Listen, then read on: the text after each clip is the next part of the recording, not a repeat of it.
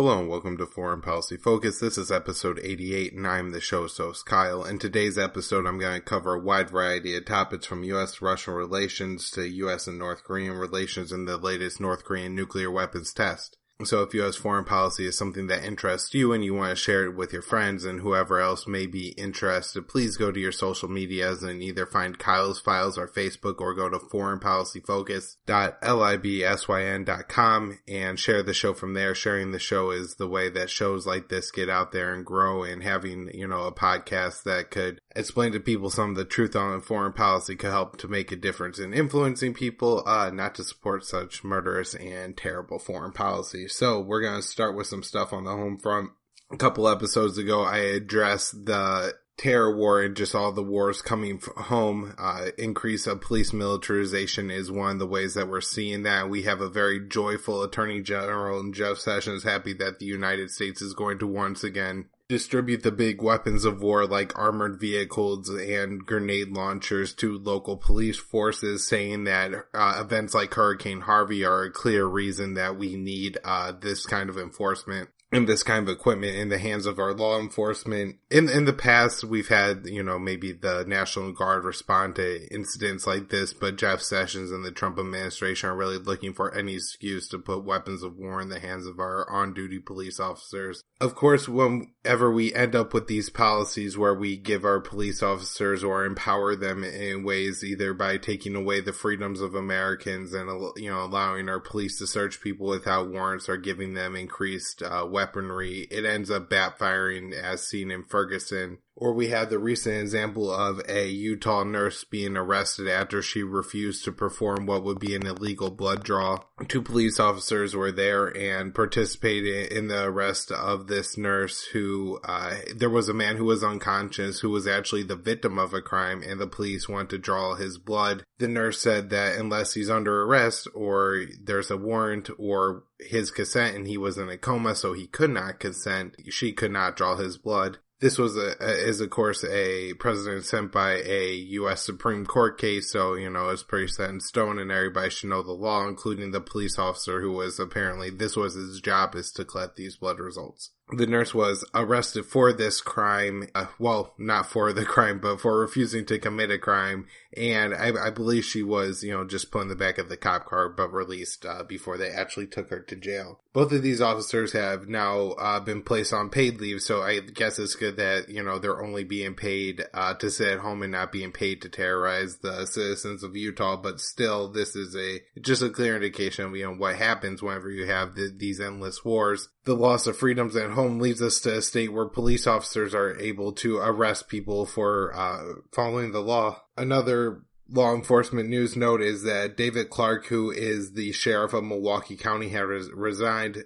David Clark is kind of famous for being an African American and also a Trump supporter and, a member of law enforcement. And so he was a big part of the Trump campaign in that way. And then he has also been rumored to be, up for spots in the Trump administration and possibly replacement of Joe Kelly, who left Homeland Security. The big news about Clark that nobody ever likes to talk about is that there was actually an inmate in one of his prisons who was mentally ill and who was causing some problems in his cell by flooding his cell. This resulted in prison guards turning off the water in the man's cell for over a week, and he dehydrated to death in his cell. The prisoners around him report, hearing his cries and pleas for water as he, dehydrated to death slowly. But hopefully, this will become a story of the media, and they always look for these scandals against the Trump administration. But here you have one where a huge Trump supporter and a very important person in getting Trump elected is overseeing a facility where a torture and murder takes place. You have these guards who all willfully, deprive this man of water for a week, and nobody, through shift changes and everything, ever does anything about this situation. And so this should be one of the real scandals that's talked about. However, the media typically hyper-focuses on this stuff like the Russiagate or what kind of shoes Melania Trump is wearing when she goes to Houston. And we never get the real coverage of the real big stories that, should be covered, like the war issues and then the war coming home like this. I am going to try to cover a little bit more of the war coming home on the podcast. I think it adds some interesting content, and it's really important because it is a consequence of the war. I guess there are other ways that the United States could end up with a militarized style police force like we're developing in America today, but certainly a prolonged and endless war where you have the United States selling military surplus goods to local police departments and several veterans of these wars coming home after fighting counterinsurgencies and then treating American citizens like insurgents. Some news on U.S.-Russian relations. We have Russia responding to the United States closing of one consulate and 2 diplomatic offices in the United States. This was America's response to Russia kicking out some, I believe, 500 or 1,200 U.S. Diplomats or diplomatic personnel that were in Russia, and then closing some kind of diplomatic office and taking some land from the United States. And of course that was a response to additional U.S. sanctions on Russia, which was a, Russian response to something else, which was an American response to something else. And in the last episode, I kind of talked about how the United States and Russia were described in what the U.S. government admitted was a downward spiral relationship, where they don't even kind of remember what started this whole mess, where the United States is, trying to punish Russia for something that Russia is trying to punish the United States for. But we're now in a situation where they continue to do this to each other, and nobody even really knows what started it, but, we gotta keep doing it because they're doing it to us. Nobody wants to look weak. Neither Donald Trump or Vladimir Putin seems to have the ability to kind of take a step back and say, wow, this is a really bad idea. What the hell's going on here? Lately, I have been getting some criticism in the comments for the podcast that, I'm only critical of the Trump administration. That's just because, Trump's the president right now. So just to clarify, if you go back to under the Obama administration, you can really go back to the beginning of the Obama administration, seeing that, Hillary Clinton and her, lackeys, Victoria Nuland and others really butchered the Russian reset, and really capping that all off with Victoria Nuland's organized coup d'etat in Ukraine that led the Ukrainian government to becoming more Russian, Western-backed over Russian-backed.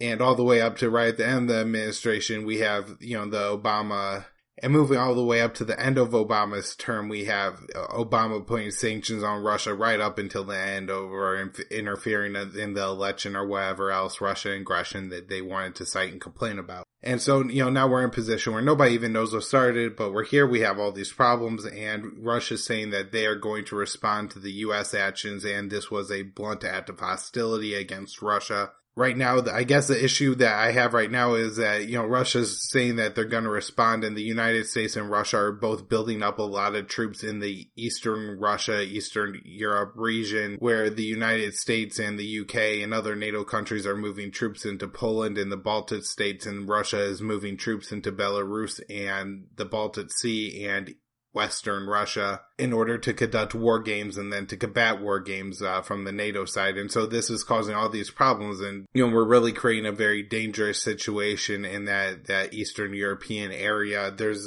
a lot of stuff, and people that live over there, but it's really worth it for the United States and the Russia to fight a war over that region.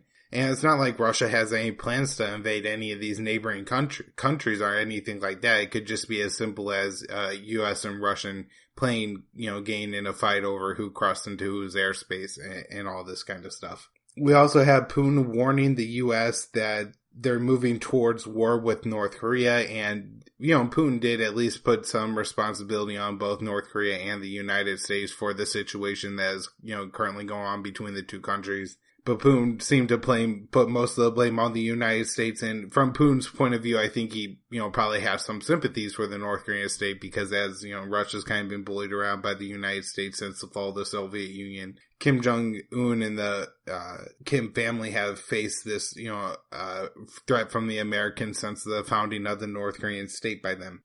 The big foreign policy news of the day is North Korea's possible test of a hydrogen bomb. North Korea claims it was a successful test of a stage 2 hydrogen bomb. Hydrogen bombs produce much bigger explosions than do atom bombs that were the type of bombs used in Hiroshima and Nagasaki. I believe the estimate for the size of the North Korean bomb was about 6 times larger than the Hiroshima bomb at 120 megatons or kilotons. The way they kind of determine how successful the test was is by using seismographs that are probably located, from satellites and in China and all this other South Korea, and they try to measure this. It seems to be that they have a lot of trouble knowing exactly what the size of the bomb was and if this could be manipulated in any way, because these, current bunkers that are in mountainous regions real far below the ground. But it does look like the amount of seismic activity they were able to create by this blast is much larger than the seismic activity they were able to create by the other blast, suggesting this bomb is many times bigger than the previous bomb they tested, which was some kind of atomic bomb, people believed, that maybe had some additional help from hydrogen atoms. Donald Trump says the United States is looking at cutting off all trade of all countries with North Korea. This would be a move that would probably, I would just imagine, eventually starve out the North Korean state. It does seem that the North Koreans definitely could not support their entire population with only the amount of goods that are produced in North Korea, that they need some imports from China and other countries in order to keep their population alive. And so cutting off all this trade would probably mean either North Korea attempting to carry out a war with South Korea, or a large portion of the North Korean people starving to death. I will say it's better that Trump, rather than threatening a military action, threatened a more sanctions type action, which of course is some kind of act of aggression against the North Korean people and against those that are trying to trade with North Korea.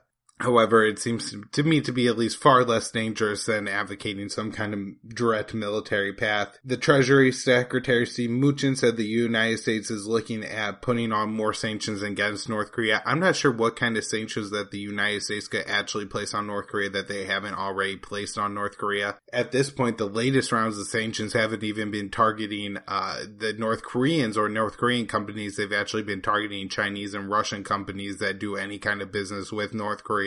So I had to imagine that the United States is running out of things to sanction against North Korea, and right now they're going to look more towards UN solutions to this issue. I know Japan and the United States proposed a complete embargo of all oil going to North Korea, so that this seems to be the more likely path to get any kind of successful or meaningful sanctions against North Korea. As I've talked about in the past, I don't think the sanctions against North Korea will have the intended results. A lot of times we think that this will lead to maybe the people uprising against the North Korean regime, or the North Korean regime kind of crying uncle and saying, okay, maybe we're going to negotiate on some of these programs and possibly, the nuclear weapons and missile weapons and all this other stuff. But what we see is that North Korea tends to hard down their position and respond to sanctions with missile tests and nuclear weapons tests. I will say that in recent weeks, it definitely seems like most of the aggression in this conflict is on the side of the North Koreans and Kim Jong-un and President Trump, while being vocally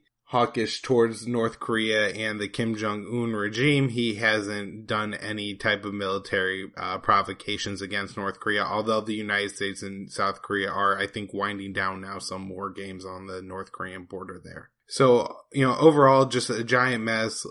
I guess I will, kind of continue to take the line that I don't see war in the immediate future. I think I'll get through at least one more episode of this podcast before there's any type of military conflict between the United States and North Korea. But these moves by the Kim Jong-un administration does seem to be something that could inflame Trump to the point where he does something maybe a little reckless and carries out some kind of missile attack against a North Korean military site or nuclear weapons site. That being said, if North Korea does have a hydrogen bomb, that has to, at least to some extent, change the calculation of the South Koreans, Japanese, and the Americans, and if they could carry out attack against North Korea. Hydrogen bombs are city killers, and so if North Korea has the missiles capable of hitting Tokyo or Guam or Seoul, and they have a hydrogen bomb, they could kill tens of millions of people with it. And so if North Korea has achieved that level of technology, then it really changes the balance in the situation between the United States and North Korea. I guess my hope would be is that the United States sees the weapon technology that North Korea has and realizes there's not a military solution to North Korea, as Steve Bannon recognized before he left. That this situation in North Korea presents itself that North Korea kills so many South Korean civilians prior to having a hydrogen bomb just with the artillery they have pointed at northern South Korea. But especially if they've achieved some sort of missile technology and hydrogen bomb technology, they could, kill in the tens of millions of civilians category. And that creates a real problem for any opposing governments if they want to go in and carry out regime change. These facts, of course, have not stopped some of the most notorious and terrible hawks in Washington, thinking specifically of John Bolton this time, who has come out and said that the United States needs to carry out regime change in North Korea. So I'm starting to get a little bit of the picture of what's going on in Myanmar. Myanmar shares a border with Bangladesh, and near that border there is a Muslim minority population. That Muslim minority population apparently does not get a lot of respect or rights given to them by the majority Buddhist government of Myanmar. This has led to clashes in the past between Buddhists and Muslims. This time it looks like some kind of Muslim militia was either attacked government soldiers, and this sparked off a little controversy that has led to so far 73,000 of the Muslim minority civilians fleeing the country over to Bangladesh. We have a reported 26 women and children attempting to cross into Bangladesh by boat, having their boat capsized and they drowned. And we have survivors of the Muslim minority population committing war crimes. I haven't seen any reports of war crimes on the other side, but I haven't really, it seems that the Muslim militias are fighting in the majority Muslim area, so they really wouldn't have the right now, at least the incentive to commit any war crimes against civilians because they're attempting to defend their homelands while the Myanmar government soldiers are kind of the outside invading force. I think just an interesting note about this is that we have, this time the imperialist conqueror types are the Buddhist of all people. And when you look around the world, we always, I think, in the West really try to summarize it down to either, the invading imperialist Christians or whoever else, or the, victims or the murderers of history or whatever else you have here. Every position could take every kind of form. In Saudi Arabia, you have Sunni Muslims oppressing Shia Muslims. In other countries in the Middle East, you have Muslims oppressing Jews. In Israel, you have Jews oppressing Arab Palestinians. All over Africa, you have different ethnic majorities suppressing different ethnic minorities. If you look at the situation in South Sudan, you have essentially, ethnic-based genocide, at least attempting to take place in that country still. In countries like Afghanistan or Somalia, you have the groups break up by tribes and ethnicities. And so in Afghanistan, you have, Pashtuns fighting against different Turkmen or Uzbekis or whatever different group. And so, we always like to, either if you're right or on the left, either if you're right in demonizing the Muslims or if you're on the left demonizing the white Christians, you always like to break it down to these are the victims of history and these are the oppressors of history. But looking different places around the world, you'll find that the victims and the oppressors are in different groups. We have some numbers on war casualties coming out of the fight against ISIS in Iraq and Syria. The U.S. government admits to 61 civilian casualties in the month of July. Of course, this was the big month of the bombing of Mosul for the United States, and I think the last month of the invasion of Mosul. Air Wars says that the number of confirmed deaths they have is many hundred times higher, or not many hundred times higher, but hundreds higher than the U.S. number. They have at least 300 people being killed in Mosul and 99 killed in Raqqa, and those 99 in Raqqa were just in a short, 2-day period. Air Wars has also announced that 1,700 civilians were likely killed in Raqqa since March, which is the beginning of the YPG U.S. coalition invasion of that city as well. And so when you look at the number of war casualties in the Middle East caused by the United States government, you have to say, wow, that, we're really doing a number on them, and this has gotten even worse under Trump. I think as we start to evaluate the Trump foreign policy and compare it to the Obama foreign policy, it's just the Obama policy, but worse. It's not anything different. Everybody keeps telling me that all the hate that I'm getting on Facebook and stuff is typically telling me that I really don't understand the Trump foreign policy. And then if I did and Trump's keeping it secret, then I would have a different opinion of it. But since I don't understand it, then, I don't get what's going on.